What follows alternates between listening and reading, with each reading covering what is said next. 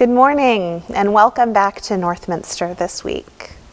Wherever you're watching or listening from, whoever you are, this is a place where we celebrate everyone, loving and accepting you just as you are.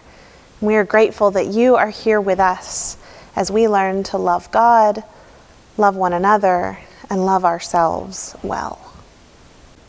Today is the third Sunday of Easter, which means it's the third Sunday of recognizing, celebrating, and practicing resurrection in this unique and bizarre season. Today we'll be talking about sleep as a form of prayer. We'll spend time with the story of the Emmaus Road and find ourselves anew in that ancient and familiar story. I don't think we've mentioned this before, but we also want to say thank you to D.H. Clark, who continues to look through our musical archives and pull music to help remind us of who we are and what we've done together. So we invite you now to take a deep breath.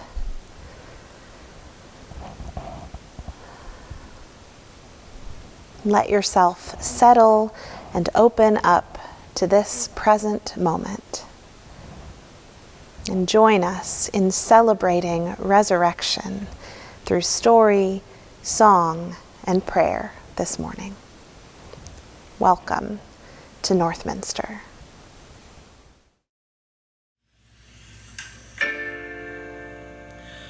The eyes of all wait upon you.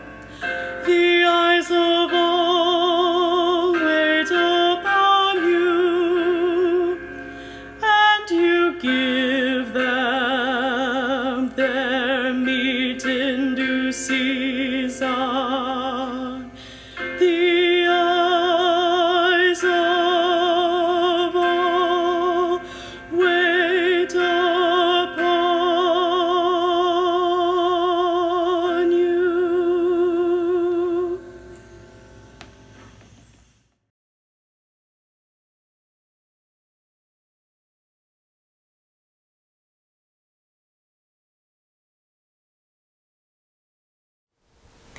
Yale professor of psychology, Dr. Laurie Santos, has become well known for her course, Psychology and the Good Life, which explores that perennial question, what actually makes us happy? I've been fascinated by the similarities between her teaching and the teachings of our tradition. So when she hosted an online Q&A about well-being in the midst of COVID-19, I paid attention. Some of the questions she addressed resonated deeply with me and echoed concerns that we've been hearing from some of you. So, for the next few weeks, we'd like to use this part of the service to move through some of these questions, approaching them through a brief meditation and a prayer, informed by Dr. Santos's research as well as our own faith. So this week, we want to spend some time with the first question, something we've heard from some of you, which is simple and at the same time very important. And the question is, why can't I seem to sleep like I used to? If this is something that you're struggling with right now, you are not alone, and there is no shame. Have compassion for yourself.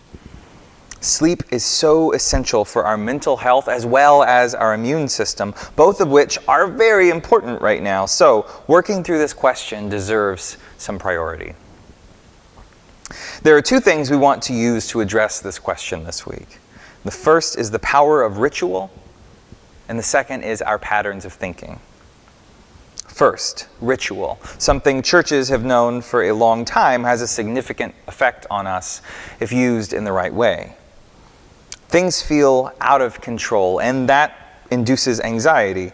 But finding simple ways to establish a sense of control can be powerful and can shift our thinking.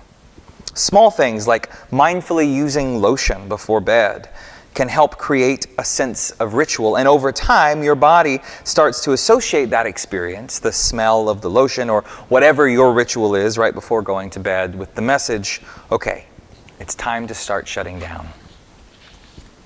Another good ritual is choosing a time to put your phone away. Don't let any more information in after, say, 8 p.m. Find a place to plug it in, put it away, cut off your access to anxiety-inducing information for a while, And if you can't shake that body urge to pick it back up again, then find another habit to replace it with. When you want to pick up your phone, then pick up a book, or maybe make a cup of tea, or write in a journal. Start giving your mind some space to calm itself and prepare to let go. And that gets us to our second element, patterns of thinking. The ego is the part of you evolved to help solve problems and establish a sense of self. It's the thinker, as some teachers call it. And while it is an excellent servant, it is a terrible master. It's the part of you that fixates on things like, you need to check the news right now, or you need to solve this problem, so don't stop thinking about it. But the truth is, it's okay not to check. And it's okay to let go of thinking. Healthy sleep is in itself a practice of letting go. Realizing that we are not as important as we think we are, and the world can go on without us. It's a reminder that our value doesn't lie in our ability to work, problem solve, or fixate, but that we can let go, and there is something bigger to catch us. Sleep is a form of surrender to God. So for this week's prayer, we are going to practice the discipline of naming thoughts, extending grace, letting go, and resting in God. Something important all the time, but especially when we lay down at night. So I'll walk us through this prayer, and we're going to end with a reading from a psalm. To start this, I'd like to invite you to get comfortable wherever you're sitting and to take 3 deep breaths into your belly.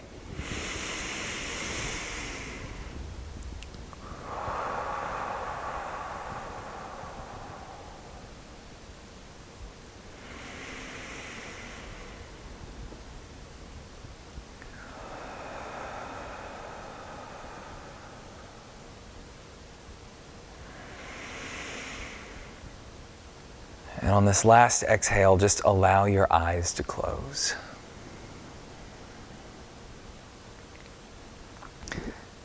Now, starting at the top of your head, just slowly scan down, becoming curious about how your body is feeling. Don't think about the feelings, just feel them. Where is there tension in your body? Where is there ease in your body?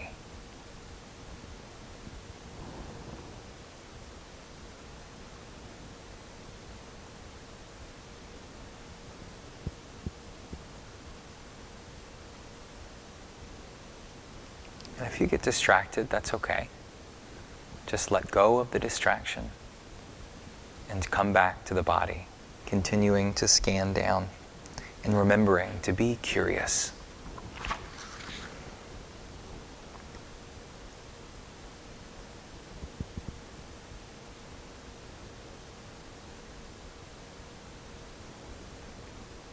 And when you're finished, just focus on your breath.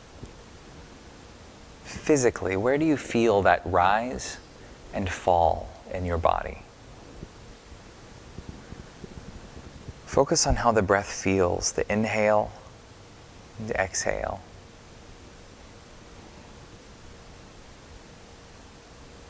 Don't try to change anything, just watch and notice with curiosity.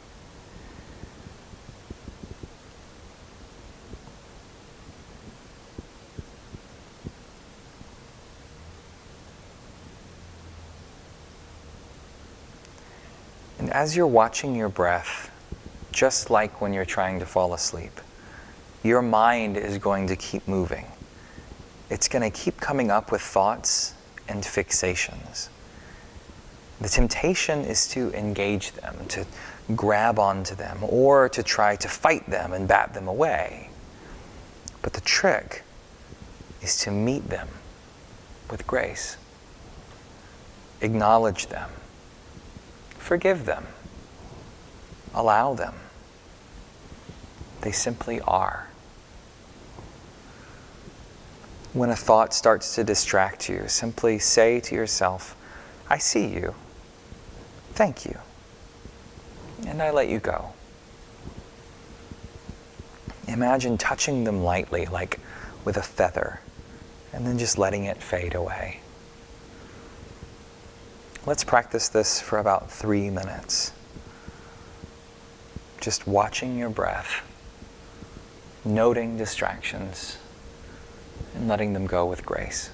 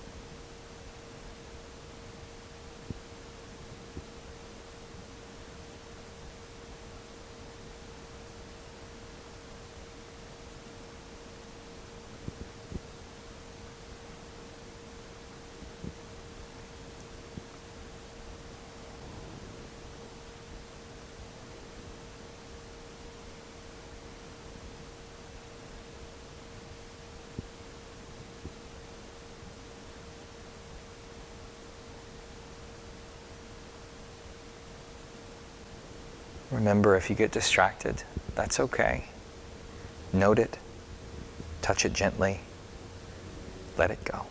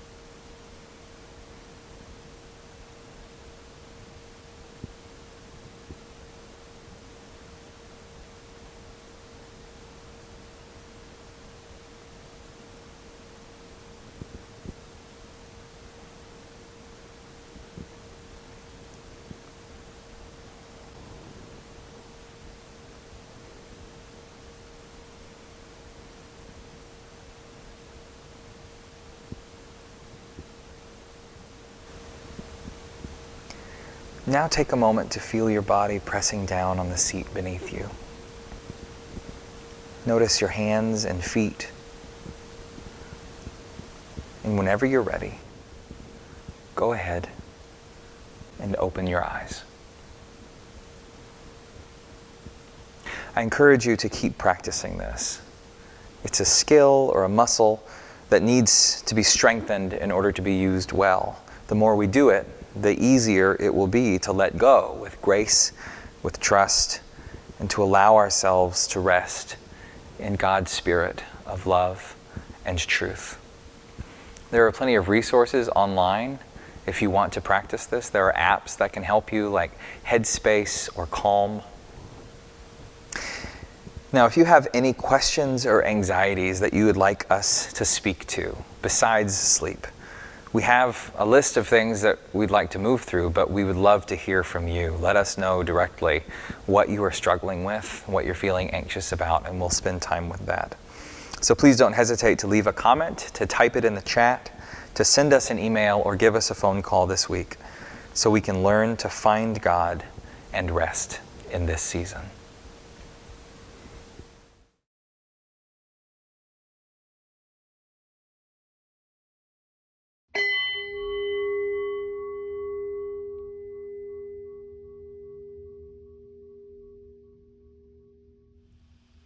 Receive my love, O beloved. you who hear my voice and my supplication. You incline your ear to me, and I call upon you with trust, both day and night. When the snares of fear encompass me, when pangs of loneliness envelop me, I suffer distress and anguish. And then I call upon you, my rock. You come to my aid. Your strength upholds me.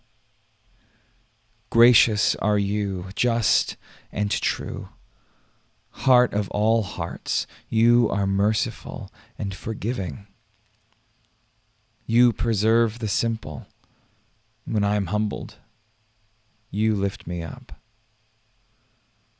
Return, O my soul, to your rest. For you, O loving friend, bestow grace upon grace, a balm for my soul.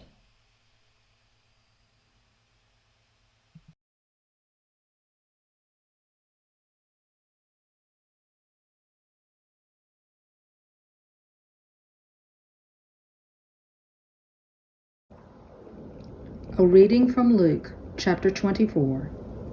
Now on the third day, 2 of them were going to a village called Emmaus, about 7 miles from Jerusalem, and talking with each other about all these things that had happened.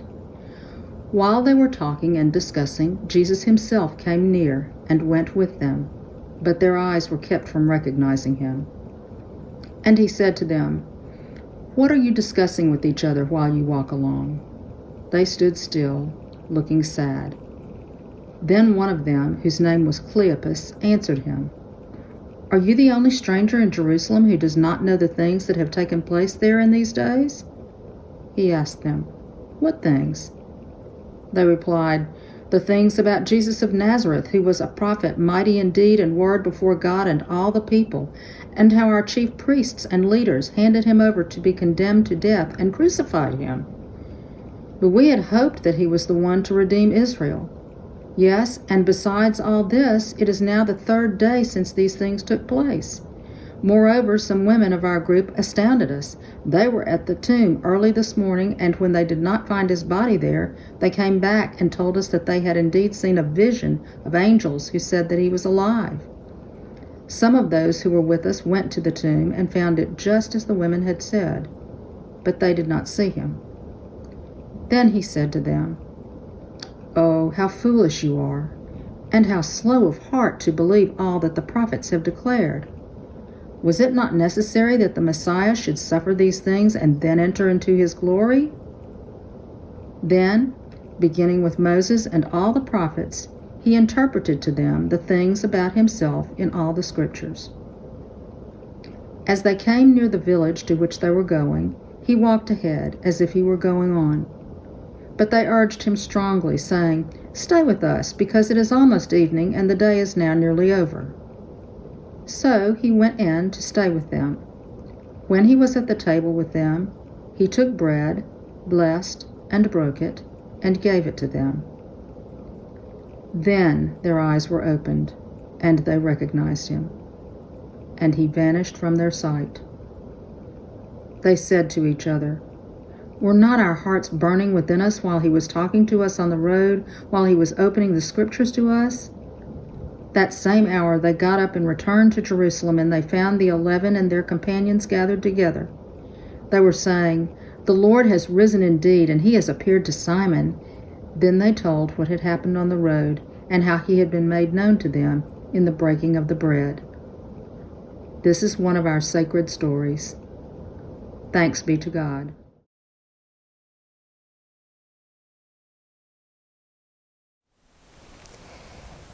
Imagine with me, friends, that you are Cleopas, walking down the road to Emmaus. It is Easter Sunday, though no one is calling it that yet. So imagine that the sun has risen on this Sunday morning, and now, as the early evening clings to the light of this day, you and your companion have set out for home. On that fateful Friday night, you had finally managed to drift off to sleep, still in shock. Saturday, you thought you wouldn't speak to anyone. You desperately needed the solitude to begin to process what you had witnessed on Calvary. But when evening came, you found yourself gathering with friends. There you had grieved together, had told stories of Jesus, had mourned the loss of him, the loss of everything that gave meaning and purpose to your days. And the grieving together was good. And having made that space in your hearts, you turned to your companion and said, I think we better stick to the plan and go on home tomorrow. There are folks expecting us, and we have obligations to fulfill. In the end, life goes on. And even the next morning, this morning, when so much had changed so quickly, the women came bursting in, claiming things you could not have dreamed up, spouting off this unimaginable report. You sat, again, in shock, as a few of the others rushed off to see for themselves. When they returned, each sounding off a different theory, you listened, you absorbed.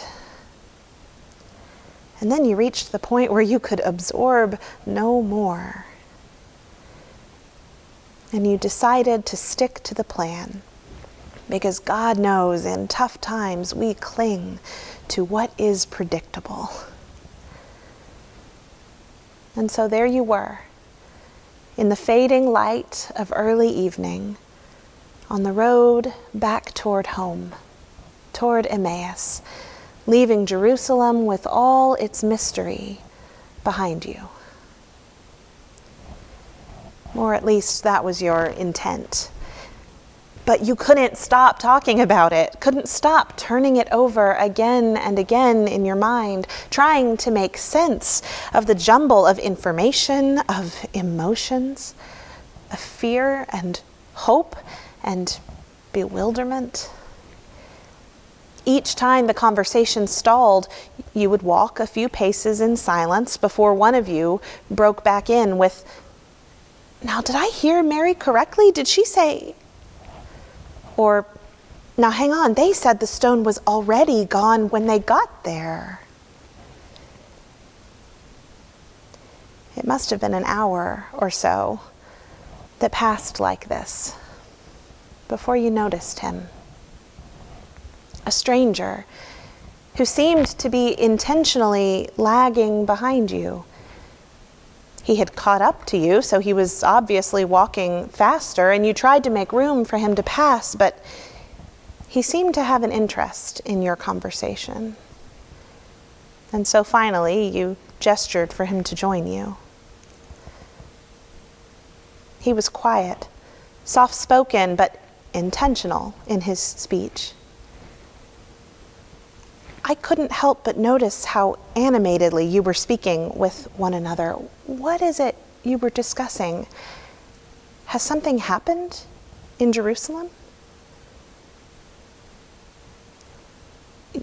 You looked at one another. Brother, how is it you don't know?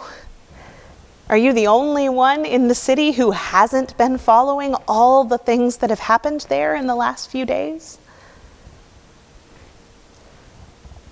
What things? He asked, so innocently. And so you told him. And rather than finding him to be an unobservant tourist, it seemed he was instead somehow schooling you. And you could have been irritated, but instead you were grateful, because it was all you really wanted in that moment. to talk with someone, to talk with anyone about Jesus. And in the conversation, the time walking seemed to fly by. When another hour had passed and you were drawing near to your destination, you noticed he didn't seem to be slowing down. And you were tired. It had been a long day, a long week, the longest week. You almost let him keep walking.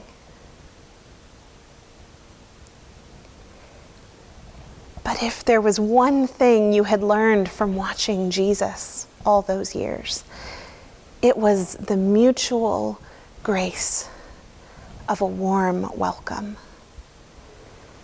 You couldn't let this man go on walking past dark, not when you had the means to provide him a place to stay. Come with us, you urged him. And though it took some back and forth, he accepted. He came in. The meal began. He took the bread and he blessed it and he broke it and he gave it to you.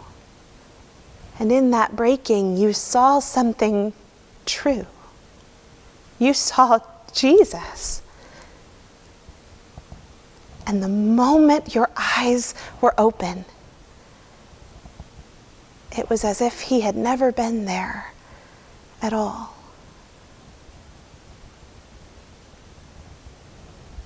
In spite of the darkness, in spite of the hour, you dropped everything and you ran 7 miles back down the road from Emmaus to Jerusalem, back to your community, back to the ones who would understand how everything hinged on this. And you could have missed it, but you invited him in. And he was made known to you in the breaking of bread.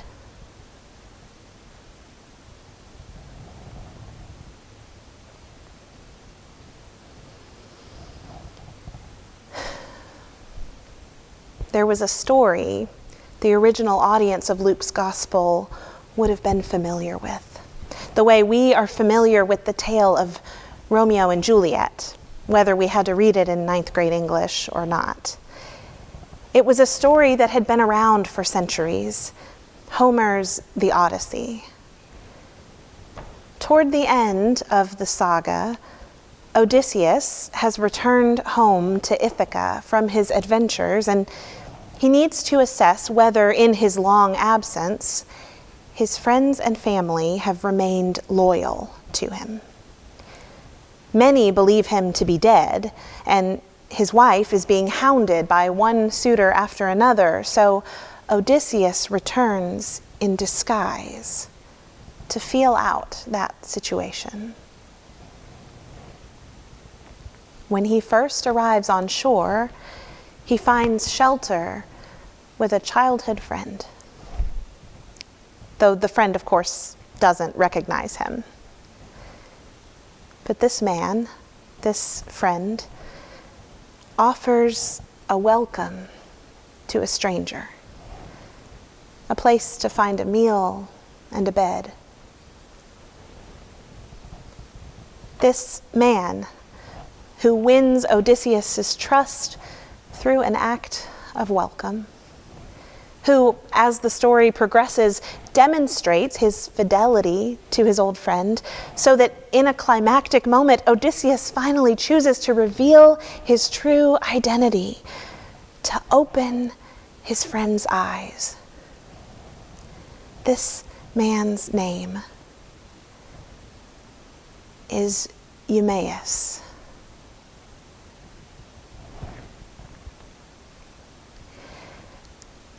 Archaeologists have no record of a town in the place Luke describes with a name like Emmaus. no record of a physical place. What we have instead is Homer's story. A story about a hidden identity being revealed, of truth being uncovered by a man who practiced hospitality named Eumaeus. And by invoking this story, Luke tells us that the end of the saga is near, that great truth has already begun to be revealed in our midst. In Homer's story, Odysseus' aim in enlisting his friend Eumaeus and all those he can trust is to obtain backup, to come to his aid as he brutally slaughters all the suitors who, in his absence, have made advances on his wife. Odysseus' return is about claiming rightful ownership, and it leads to bloodshed. It's as if Luke is saying, this is the story you know, but unlike the return of Odysseus, Jesus' return comes on the other side of his own blood being shed. And instead of being about authority or ownership, it's about throwing his arms open wide, about setting a table at which there is a place for everyone. Jesus' return points to an abundance of life and grace and welcome, so much welcome for everyone.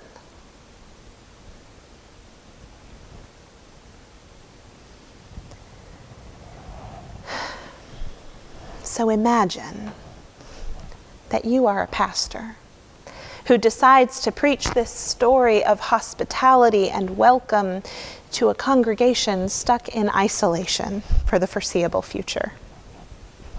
Wouldn't that be silly? As silly as a pastor preaching resurrection to a congregation that is bound to die.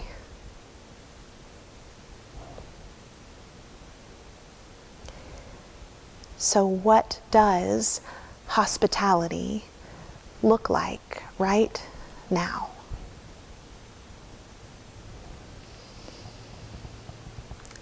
Hospitality, welcome. It's about making space, holding space. In this season when so many of us feel cooped up or we're feeling cramped, it's about holding space for those we love. Maybe that's through a phone call or a FaceTime with the folks who are nearest our hearts. Or it's about embracing the mixed blessing of this extended time with those who live under our roof, even when we're tired, even when we don't think we can be fully present.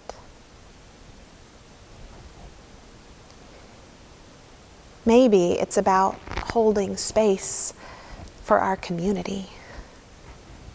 Some of us have a more natural tendency to look for the needs of those around us, and even when we can't solve them, to hold them in our hearts, to allow them to affect us, and to work to change what we can.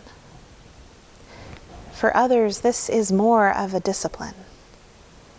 Either way, it is holy and creative work.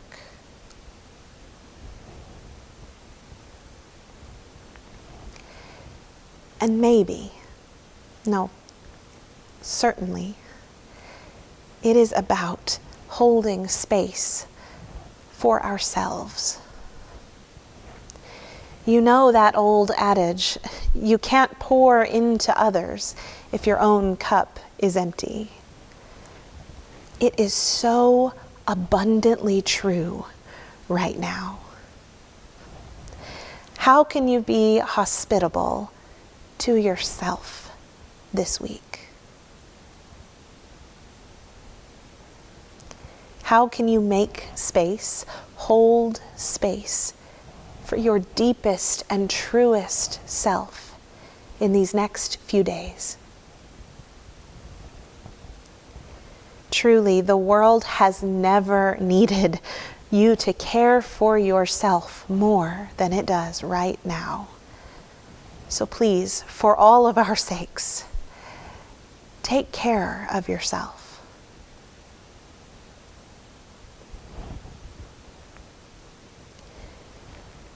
Friends, there is a great mystery that took place in Jerusalem that weekend. You have witnessed it. You have gone about your life because in the end, life goes on. And then, in an instant, in the breaking of bread, your eyes have been opened to the grace of our welcoming God.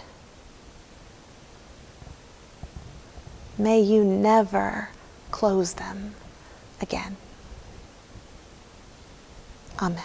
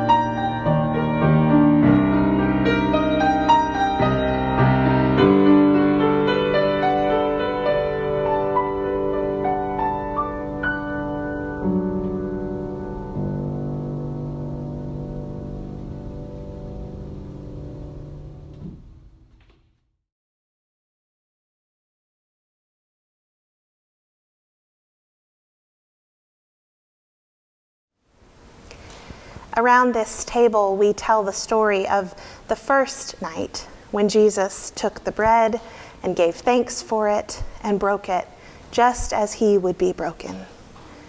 Giving it to his friends, he said, "Take and eat, all of you."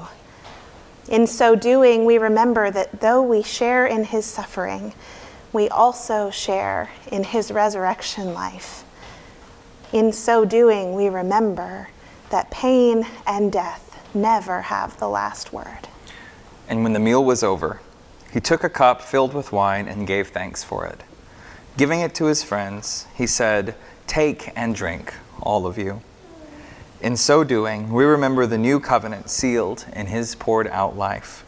In so doing, we remember that the Spirit of God, the Spirit of love, is always with us, no matter what." As it happened that night, so it happened again at Emmaus. And again, each time the people of God have gathered around a table of welcome. And each time, Christ has been made known in the breaking of bread. Amen. Can you say amen? Amen.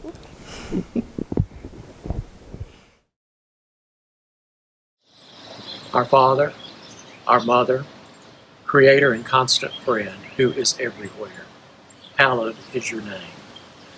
Your kingdom come, your will be done, on earth as it is in heaven. Give us today our daily bread, and forgive us our trespasses, as we forgive those who trespass against us. And lead us not into temptation, but deliver us from evil.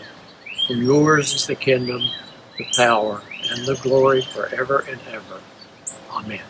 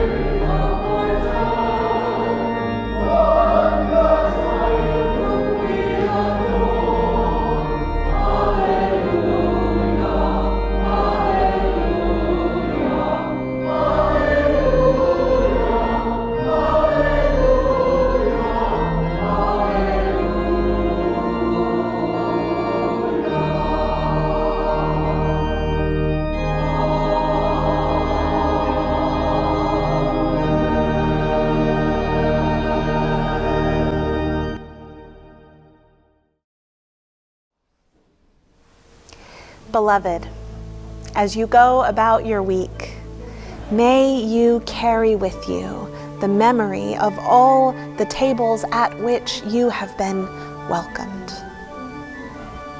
May you find the grace to extend that welcome, to hold space, to open, to embrace.